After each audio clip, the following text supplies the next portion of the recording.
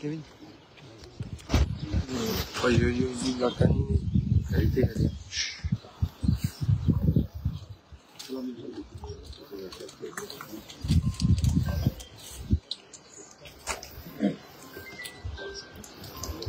주제는 들어있어. 주제는 마사지. 좀 그렇지.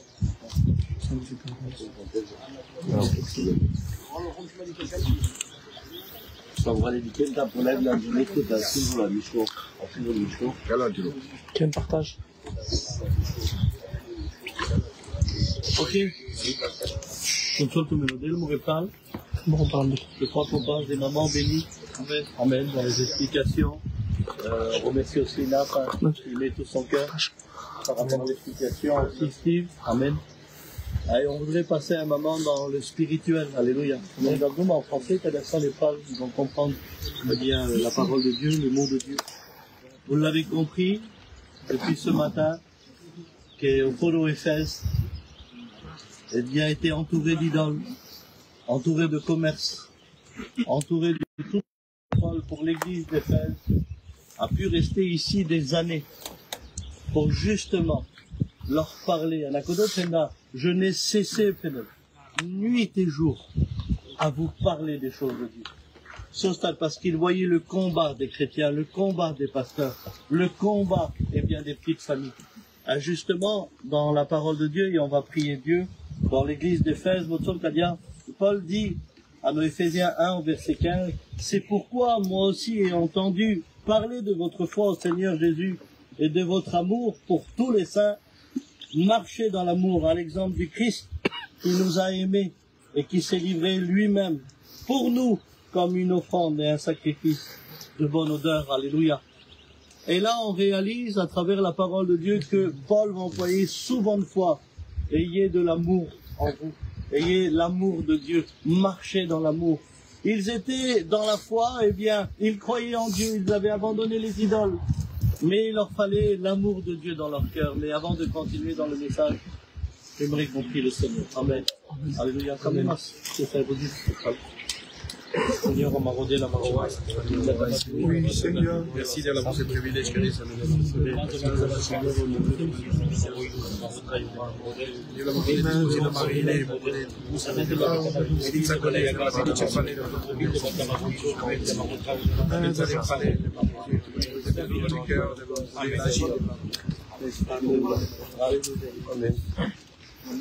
Amen.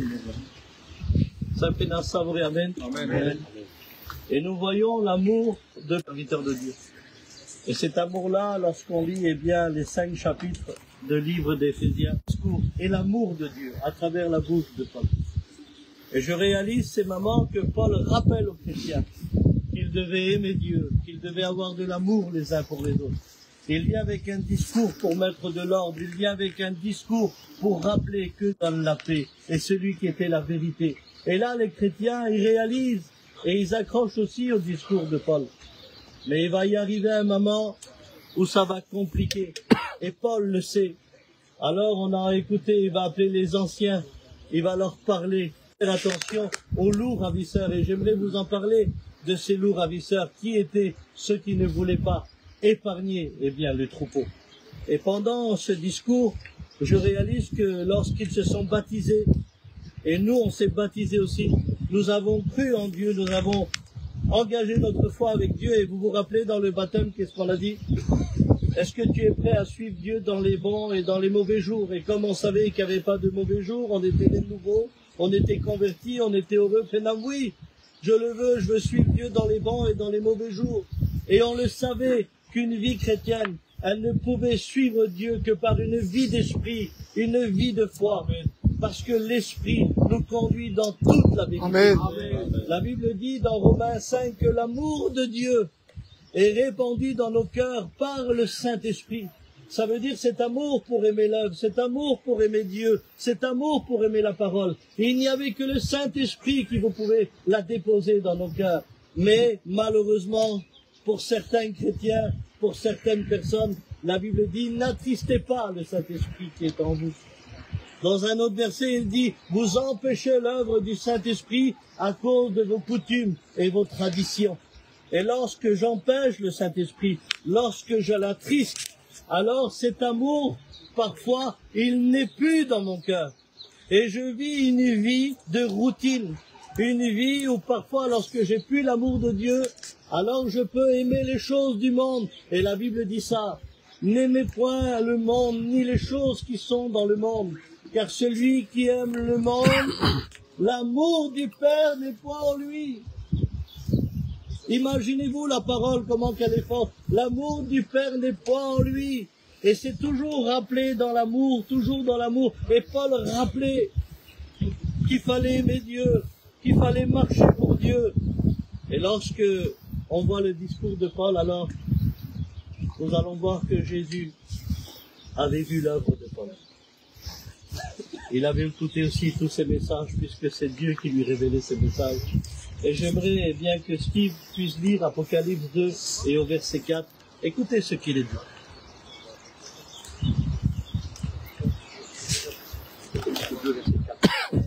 Et c'est l'une des premières églises que Jean va mentionner, là où on est à Éphèse. Écoutez bien.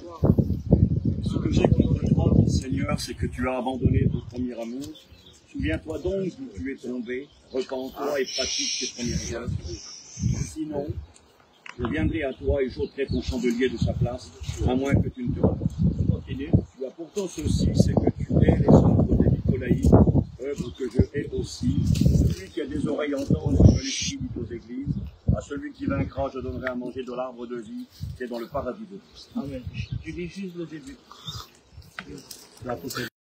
Pourquoi Paul disait qu'après mon départ, des loups ravisseurs vont venir et vont pas épargner le troupeau. Il parlait justement de l'œuvre des Nicolaïtes, ceux qui venaient pour détruire, ceux qui venaient pour retirer de la vérité. Mais il rappelle à l'Église, mais ce que j'ai contre toi. C'est impossible de savoir que Dieu a quelque chose contre quelqu'un, puisque Dieu est amour et qu'il nous aime d'un amour éternel. Mais comme Dieu est juste et comme Dieu est vrai, qu'il sonde les cœurs et les reins, Motsol Kaépès, ce que j'ai contre toi, c'est que tu as abandonné ton premier amour. Il dit pas oublier, ça arrive d'oublier. Même Jésus a été oublié par ses parents à Jérusalem, tellement qu'il y avait du monde. Mais il parle pas d'oublier, ça arrive d'oublier des choses, mais il parle d'abandonner. Et le mot abandonner, allez où ma bouteille d'eau, c'est ta maman, ma petite bouteille d'eau. Abandonner, c'est quelque chose que j'avais, et volontairement, j'ai fait ça. Et je suis parti. Et c'est ce que Dieu rappelle à Éphèse. Il dit, ce que j'ai contre toi, c'est que tu n'as pas oublié, mais tu as abandonné ton premier amour. Souviens-toi donc d'où tu es tombé et pratique tes premières œuvres. Sinon, je viendrai à toi, Motsol, et j'ôterai le chandelier de sa place, à moins que tu te repens. Et c'est ce que Dieu voulait. Parce que Éphèse, pendant un moment, ils avaient leur pasteur, ils avaient leur chorale, ils avaient le pianiste, guitariste, il y avait le trésorier, il y avait l'assemblée, ils chantaient pour Dieu, ils écoutaient le message de Dieu, mais il y avait un problème, ils avaient plus l'amour de Dieu, il n'y avait plus la vie d'esprit. Et là, Dieu va leur rappeler, ce que j'ai contre toi, c'est que tu as abandonné ton premier amour. Mais pourquoi que Dieu rappelle ces mots? Quel est l'amour que Dieu parle? Est-ce que c'est l'amour où je dois aimer mes ennemis? L'amour où je dois pardonner ceux qui m'ont fait du mal? Oui, certes, l'amour de Dieu, c'est ça. Mais l'amour de Dieu, elle est encore plus grande. Vous voulez savoir ce que Éphèse a abandonné? Amen. Amen. Est-ce que vous voulez le savoir? Amen. Amen. Qu'est-ce qu'il y avait dans cet amour-là? Cet amour, pardon, que j'ai abandonné, qu'est-ce qu'il y avait à l'intérieur? C'est si important ce que Dieu a vu, ce que j'ai abandonné, mon premier amour. Écoutez ce que la Bible dit dans 1 Corinthiens 13,4. Écoutez bien. L'amour est patiente et elle est pleine de bonté. Stop. Qu'est-ce qu'elle est, l'amour? Pleine de bonté. Elle est patiente et pleine de bonté. Mes frères, qu'est-ce que j'ai besoin dans l'épreuve? Dites-le vous. C'est de la patience. Qu'est-ce que j'ai besoin quand tout est contre moi? quand ma famille est contre moi, quand les problèmes sont contre moi, je dois avoir de la patience et de la bonté. Oui, mais j'ai un problème, je l'ai abandonné. Alors si j'aurais eu ça encore, devant l'épreuve, devant la difficulté, eh bien j'avais cet amour. Et là, je pouvais continuer à marcher pour Dieu. Mais comme je l'ai abandonné, alors j'ai plus de patience et j'ai plus de bonté. Et on le voit aujourd'hui. Ceux qui n'ont plus de patience devant l'épreuve, ceux qui n'ont plus de patience dans les problèmes, ceux qui n'ont plus de patience devant la difficulté. Les dérapages sont là, les erreurs sont là. Et parfois même l'éloignement est là. Parce qu'on n'a plus de patience, on n'a plus de bonté. Et cette bonté-là, on l'avait. On aimait sans intérêt, on aimait sans retour. On aimait parce qu'on donnait, on était rempli du Saint-Esprit, rempli de la parole de Dieu. Mais il y a un problème. Éphèse était à l'église, Éphèse avait son pasteur, mais elle n'avait plus de patience, elle n'avait plus de bonté. Et lorsqu'on n'a plus de patience et qu'on n'a plus de bonté, alors c'est compliqué de vivre une vie chrétienne sans patience et sans bonté. La patience, c'est une qualité que les chrétiens ont, et les chrétiennes aussi, et les serviteurs de Dieu. La patience, elle porte du fruit.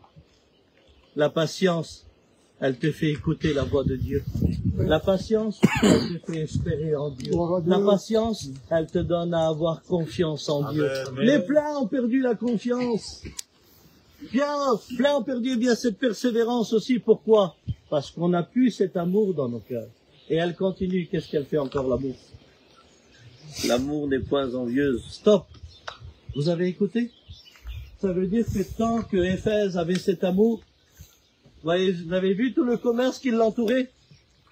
Toute la corruption qui l'entourait? Tout ce va-et-vient qui l'entourait? Imaginez-vous des milliers de chrétiens qui étaient là au regard, aux portes du monde et aux convoitises du monde. Mais l'amour de Dieu, elle n'est pas envieuse. Ça veut dire que quand tu l'as, tu te contentes de ce que tu as. Amen. Amen. Quand tu l'as, tu es heureux dans l'état où tu te trouves. Tu es heureux dans la disette, tu es heureux dans l'abondance. Quand tu as l'amour de Dieu dans ton cœur, alors tu n'envies rien. Je peux vous poser une question? Écoutez-moi bien, s'il vous plaît, juste une minute. L'amour n'est pas envieux, Kadia? Alors si je ne l'ai pas, si je l'ai abandonné, qu'est-ce que je suis? Je suis quelqu'un d'envieux. Et quelqu'un qui envie quelque chose, il va s'acharner sur cette chose-là. Et lorsque tu t'acharnes et que tu as un plan pour quelque chose, alors tu négliges la prière, tu négliges la communion avec Dieu, tu n'as plus de réunion, voire même plus de culte, plus de réunion, parce que la vie de Dieu va te fatiguer, parce que tu as envie quelque chose. Et lorsqu'on envie quelque chose et qu'on n'attend pas que Dieu nous la donne, alors on met notre énergie, on met notre cerveau, on met nos capacités. Et lorsqu'on se met, nous, à envier les choses, alors parfois même on est capable de tourner le dos à Dieu. Et je connais des personnes qui ont tourné le dos à Dieu pour une voiture, pour un camion, pour une caravane. Il y en a qui ont tourné le Dieu pour une renommée, pour avoir un nom sur la terre, pour dire j'ai réussi, je me suis débrouillé sans toi, mon père. Mon frère, tu m'as pas aidé, je me suis débrouillé sans toi. Et il y a comme une amertume qui est rentrée dans nos cœurs et dans nos vies. Mais si j'ai l'amour, alléluia. Amen. Alléluia. Si je l'ai, alléluia. Amen. Je suis une personne qui est pas envieuse. Je suis une personne qui me rend libre. Amen, qui Seigneur. est satisfait de ce que la main de Dieu donne. Alléluia. Amen. Avoir la paix, un morceau de pain sec avec la paix, qu'une maison remplie de viande avec des querelles. Il y a combien de temps que tu es devenu envieux? Il y a combien de temps que tu dors avec le matériel? Tu te lèves avec le matériel? Il y a combien de temps que tu te vois une star? Il y a combien de temps que tu te vois beau? Tu te crois un artiste? Parce que tu envies tout! Et c'est ce que Éphèse était en train de faire. Il enviait les Grecs, il enviait les Romains. Il n'avait même plus d'identité. Il ne savait même plus qu'il faisait partie d'une église ou que c'était des rachetés de Dieu. Parce que la convoitise était tellement grande. Voilà, c'est ce que Dieu leur rappelle. Ce que j'ai contre toi, c'est que tu n'as plus de patience. C'est que tu n'as plus de bonté. Éphèse, tu envies tout, Éphèse. Tout ce que tu vois, tu l'envies, Éphèse. Fais attention. Attendez, elle continue. Qu'est-ce qu'elle fait encore, l'amour de Dieu? L'amour ne se vend point. Éphèse commençait à se vanter de ses qualités, se vanter de ce que ses mains faisaient. Mais la Bible dit que l'amour ne se vend pas. Tant que j'ai l'amour, regardez, je reste quelqu'un de simple. Amen. J'écrase pas les autres. Gloire à Dieu. Quand j'ai l'amour de Dieu, je vois les autres plus grands que moi. Amen. Amen. Quand j'ai l'amour dans mon cœur, je reconnais surtout pour moi. Amen. Mais je l'ai abandonné. Et vu que je l'ai abandonné, alors je me venge. J'y arriverai. J'y arriverai. Je continuerai. Je le ferai. Il y a combien de fois le jeu dans ta bouche? Je. À un tel point que tu vois même plus la fierté de ton cœur, la fierté de tes pensées. Parce que tu veux, eh bien, aujourd'hui, vivre une vie où il n'y a plus cet amour en nous. L'amour ne se vend point. Tu t'imagines qu'aujourd'hui, tu rigoles plus par rapport à ce mot? Tu sais ce qu'on est capable de dire aujourd'hui? Reste pas avec eux, c'est des misérables.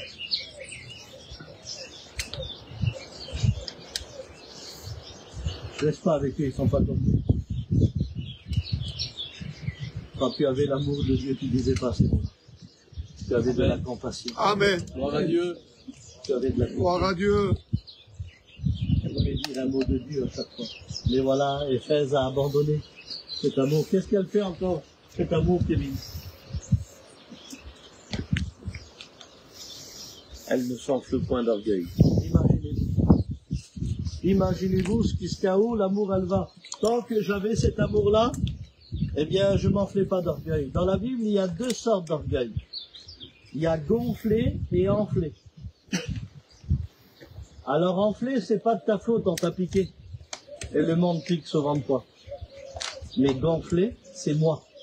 Wow. Mets-les une respiration et c'est moi là. Wow. C'est moi le meilleur.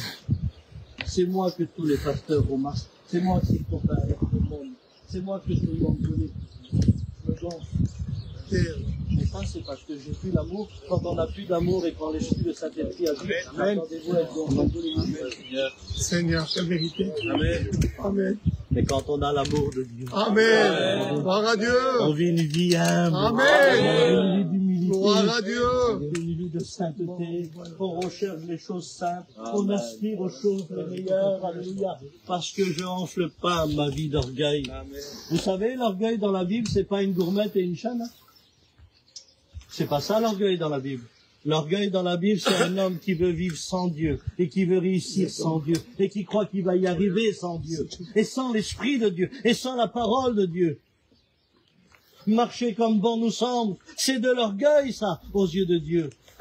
Mais lorsque j'ai l'amour de Dieu, le matin, alléluia, ce matin, je suis sorti de l'hôtel, et en marchant avec mon café, pour arriver au bus, pendant que je marchais, je disais à Dieu, je te remercie, Seigneur, de ce ton service. Amen.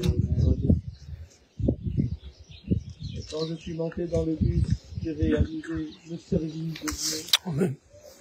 Malgré les épreuves, malgré les combats, malgré les difficultés, ce qui compte, c'est notre service. Amen. Et j'ai réalisé pendant un moment que Dieu était tout, et en tout et pour tout. Amen. Nous devons marcher avec l'esprit de Dieu. Nous devons marcher avec la parole de Dieu. Et c'était ça, Éphèse, elle l'avait plus. Elle avait sa place dans l'église, mais elle avait plus ses qualités. C'est pour ça que Dieu dit, ce que j'ai contre toi, c'est que maintenant il y a de l'orgueil dans ton cœur, maintenant tu envies tout, maintenant tu n'as plus de patience, mais tu sais pas, Éphèse, que ces qualités-là, tu en as besoin pour aller jusqu'au bout. Ah oui, parce qu'aujourd'hui, faites attention, il y a un grand piège. Il semblerait qu'aujourd'hui, si on a notre assemblée, notre pasteur, la vie chrétienne, elle est complète. Tu te trompes. Une vie complète, c'est une vie d'esprit. Amen. Amen. Gloire à Dieu. Écoutez ce que la parole de Dieu nous dit. Elle continue. L'amour ne fait rien de malhonnête. Ça, Elle ne fait rien de malhonnête. c'est pas écrit ça dans la Bible. C'est toi qui l'as mis, Kevin. C'est écrit ça? Redis-le. L'amour ne fait rien de malhonnête. C'est pas possible. Tout le monde s'en donne. Voilà. Cosa l'amor, creo. Je ne laisse pas parler. L'amour, elle ne fait rien de malhonnête. C'est pas possible. N'achtilpe, ce mot-là. Mais qui l'a déjà écouté? Est-ce que Paul pourrait mentionner ça à Éphèse? On sait que c'est dans le livre de Corinthiens, mais on parle de l'amour. Ça veut dire que quand j'abandonne l'amour, les frères, j'ai pas d'autre mot. Je vis une vie malhonnête, où il n'y a plus de limite, où tout est effacé par un petit billet, où tout est effacé par une petite dîme, où tout est effacé par un petit sourire dans la chorale. Non, mes frères, Dieu sonde les cœurs et les reins. Amen. Amen. Tout est vu devant Dieu. Oui, Seigneur. L'amour, elle ne fait rien de malhonnête. Quand je sais que c'est malhonnête, je dois m'éloigner, les condamner, ces choses-là. C'est ce que Paul rappelle à Éphèse. Condamne ces choses-là. Éloigne-toi de ces choses-là. Mais si j'ai l'amour de Dieu, regardez, qu'est-ce que l'amour de Dieu me dit devant le péché? N'y va pas, ne le fais pas. Tu es un chrétien, tu es un enfant de Dieu. Amen. Qu'est-ce qui fait l'Esprit de Dieu lorsque la tentation est là? Résiste avec une foi ferme. Alléluia. Rappelle-toi des promesses de Dieu. Rappelle-toi de la parole de Dieu. Rappelle-toi que tu es un racheté. Rappelle-toi que tu es un purifié. Rappelle-toi que ton nom est inscrit dans le livre de vie. Rappelle-toi que tu as un vêtement blanc. Là, ça, il peut plus le dire, je l'ai abandonné. C'est moi qui l'ai abandonné. J'ai jamais plus voulu une vie d'esprit. J'ai voulu une vie d'apparence. J'ai voulu une église et un pasteur. C'est tout. Mais écoutez ce qu'elle dit, la parole de Dieu. L'amour ne cherche pas son intérêt. L'amour de Dieu. L'amour de Dieu, elle ne cherche pas son intérêt. Ça veut dire que quand tu as l'amour de Dieu dans ton cœur, dès que tu te lèves, ta pensée, ton cœur, ton être tout entier, c'est pour l'intérêt de Dieu. Amen. C'est pour l'intérêt de tes frères. Vous vous rendez compte qu'aujourd'hui, il y a des frères où ils sont plus avec leur foyer, des ministères qui partent jour et nuit, qui partent des semaines, des mois, qui abandonnent leur famille. Pourquoi? Pour l'intérêt des autres. Pour passer 5 minutes dans une prédication, pour écouter des cantiques, parce que l'amour de Dieu, elle te pousse à chercher l'intérêt des autres. Elle te pousse à chercher l'intérêt de Dieu dans l'œuvre de Dieu. Elle ne cherche pas son intérêt à elle. Il y a combien de temps que tu cherches ton intérêt? Il y a combien de temps que tu regardes sur toi? Il y a combien de temps que tu crois que tu es aux capacités de toutes choses? Mais ne sais-tu pas que c'est la main de Dieu Amen. qui bénit, qui agit? Que c'est la main de Dieu qui conduit? Ne sais-tu pas que notre vie, elle est dans les mains de Dieu et que nous sommes au contrôle de rien? Nous devons chercher l'intérêt de Dieu. Et lorsqu'on a l'intérêt de Dieu, alors nous voulons faire la volonté. Amen. Amen. Amen. Amen. Amen. On continue. L'amour, elle ne s'irrite point. Stop. L'amour, elle ne s'irrite point. Alors moi, je l'ai abandonné. Je l'ai abandonné. Pas bouche au pasteur. Eric, pousse-moi un petit peu. Manem à l'amour, ce qu'est la vacana. Alors dites-moi. Pourquoi? Parce que j'ai abandonné, moi, déjà mon premier amour. Et normalement, je ne dois pas militer, mais je ne l'ai plus. Je suis un chrétien qui a abandonné l'essentiel. Alors, maintenant, je ne regarde plus ton ministère. Je ne regarde plus que je vais te salir. Je ne regarderai plus que je vais te détruire. Je ne vais plus regarder si tu fais ton ministère. Parce que je suis hérité. Et parce que je suis hérité, je suis capable de mentir des choses. Je suis capable d'inventer des choses. Je suis capable de dire des choses qui vont me blesser éventuellement. Parce que tu n'aurais pas dû me pousser. Je suis un chrétien, on ne me pousse pas. Parce que je mérite. Mais si j'ai l'amour de Dieu, vas-y, repousse-moi. Non, sans les temps.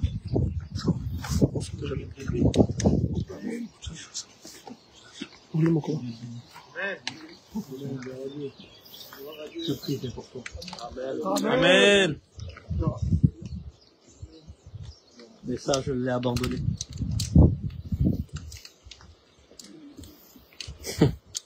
Il y en a qui disent, j'en ai marre, toute l'année j'ai des problèmes avec tout le monde. T'es sûr que c'est les autres ton problème ou c'est parce que tu as abandonné ton premier amour? Bravo.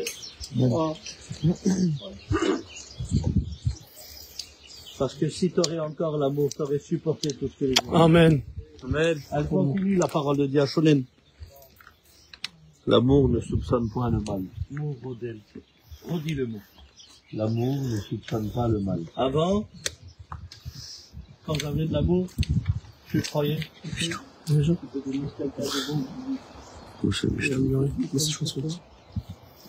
Tu sais que Dieu a quelque chose pour toi.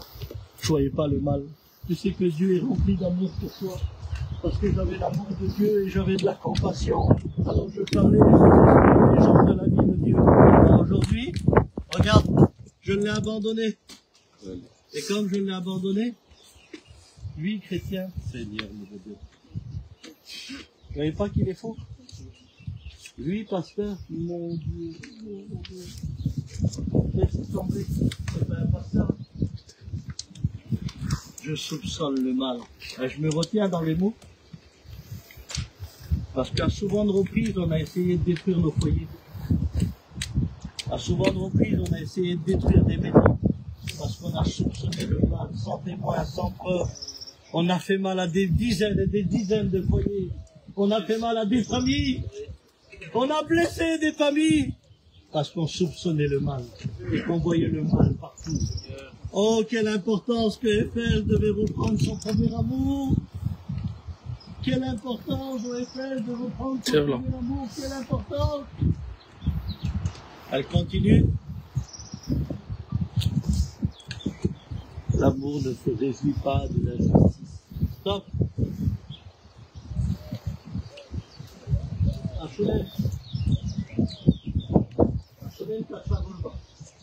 So, l'amour ne se réjouit pas de l'injustice. Ça veut dire que quand j'avais l'amour de Dieu, quelqu'un qui vivait une injustice,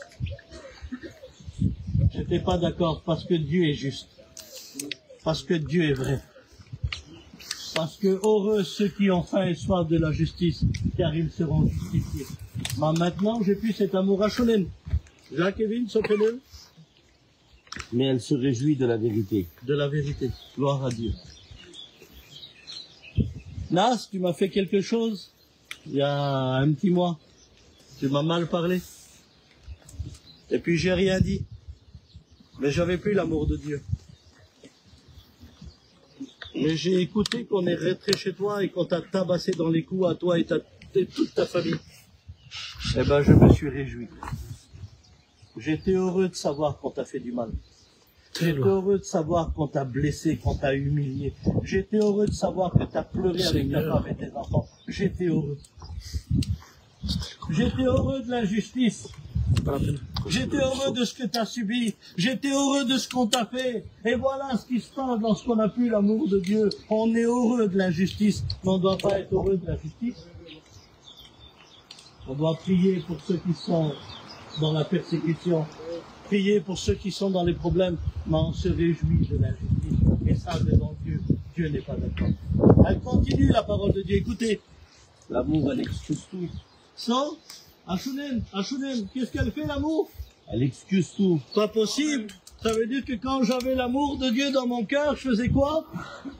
J'excusais tout le monde, c'était pas grave. Ce qui comptait, c'était l'œuvre de Dieu. Ce qui comptait, c'est que Dieu te sauve. Ce qui comptait, c'est que Dieu nous bénisse, que Dieu nous sauve ensemble. Mais je ne l'ai plus. Je ne l'ai plus. Tisque, pardon. N'acheti ma manga tout seul, pardon. Je peux pas t'excuser. Tisque, pas la sokeldan magé.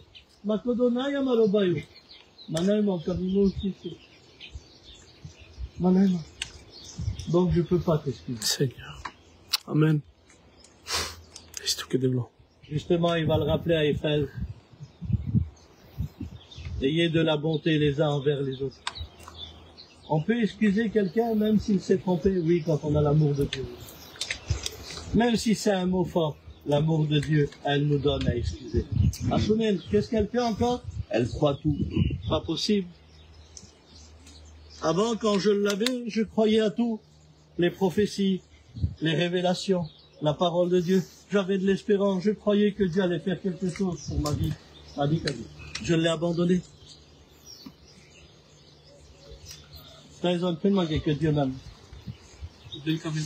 Non, Taïzon. C'est comme les noms maintenant, c'est la carte à cour. Non, c'est la carte à cour. Non, c'est la carte à cour, Taïzon. C'est ma gueule, ça tout. Non, Taïzon, j'ai passé trop de problèmes, trop de difficultés. Non, je t'ilpe tes camels modèles. Non, je t'ilpe. Masakodo, que j'avais plus mon premier amour, Taïzon. Bah si, je l'avais. Que ne m'inquiète pas le palais. Merci, Père, c'était le monde de Dieu que j'attendais. Le monde de Dieu que j'attendais. Voilà pourquoi on y va dans les Bibles, dans nos cœurs, dans nos vies. On l'a vu, dès que ça prenait les Bibles là. L'amour, elle espère tout. Oh Seigneur. Amen, amen. Amen. Amen, amen. L'amour, elle espère tout. Et Éphèse n'espérait plus rien, puisqu'elle était entourée de tous ceux qui faisaient croire qu'elle avait réussi. Et tout est en ruine, abyesse. Et le monde nous fait espérer rien du tout. Il n'y a que l'amour de Dieu qui nous fait espérer en Dieu. Parce que Dieu est éternel, Dieu est vivant, Dieu est vrai. L'amour, elle espère tout. Attends-toi encore à Dieu. Amen. L'amour, elle supporte tout. M'ouvre Dieu. Elle ne laisse pas parler. Elle supporte tout. C'est pas possible. Non, non, non, non. Il y a des choses que tu peux supporter. Il y a des choses que tu ne peux pas supporter. C'est pour ça que je prends des cachets pour dormir. C'est pour ça que j'ai rentré dans la dépression. C'est pour ça que j'ai rentré dans l'angoisse. C'est pour ça que j'ai des pensées suicidaires. C'est pour ça que je veux abandonner ma vie chrétienne. C'est pour ça que je veux abandonner le ministère. C'est pour ça, c'est pour ça, c'est pour ça. Elle laisse pas les Kevin. Elle supporte tout. Alors, quand j'ai l'amour de Dieu, je supporte tout. Gloire à Dieu. Les blâmes, les mauvaises renommées. Je supporte bien tout ce que les gens disent, le mal qu'ils m'ont fait, l'injustice qu'ils m'ont fait. Pourquoi? Parce que l'amour de Dieu, elle me donne à supporter. Et Éphèse ne supportait plus rien. Éphèse ne supportait pas de rester quelques jours sans travailler. Éphèse ne supportait pas quelques jours tant qu'on lui dit pas bonjour. Et il y a des gens comme ça. Si tu les vois pas pendant 2-3 jours, ça y est, ils parlent sur toi. Ça y est, t'es le mauvais pasteur. Ça y est, t'es le mauvais chrétien. Parce qu'ils ne supportent plus rien. Ils ne supportent plus rien dans leur foyer. Ils ne supportent plus rien dans leur travail. Ils ne supportent plus rien dans leur vie. Et ils vivent aujourd'hui des profondes dépressions. Parce qu'ils ne supportent plus rien. Mais quand on a l'amour de Dieu, on supporte tout. On espère tout. On croit tout. Allez, on termine. L'amour ne périt jamais. L'amour, il ne périt jamais. Voilà pourquoi que Dieu rappelait à Éphèse, ce que j'ai contre toi, c'est que tu as abandonné ton premier amour. Souviens-toi donc d'où tu es tombé. Souviens-toi. Ça veut dire que Éphèse et nous aussi, il y avait une mémoire. Et cette mémoire-là, elle nous rappelle où on est tombé. Je me rappelle où j'ai tombé, Steve. Je me rappelle où j'ai tombé.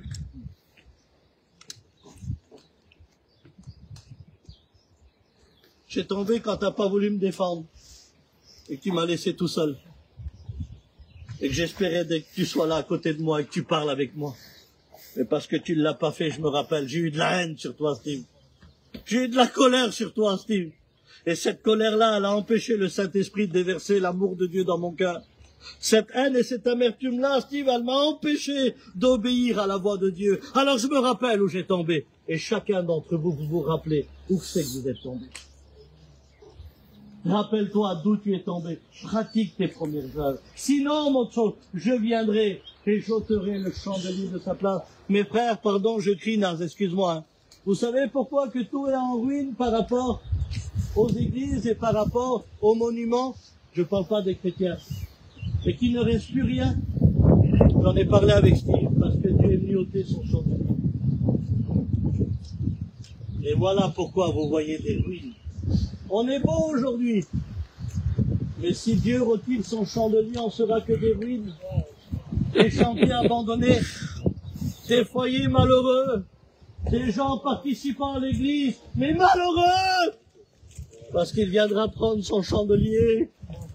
Mais si ce matin, Dieu a donné l'occasion à Éphèse, il nous la donne à nous aussi. Amen.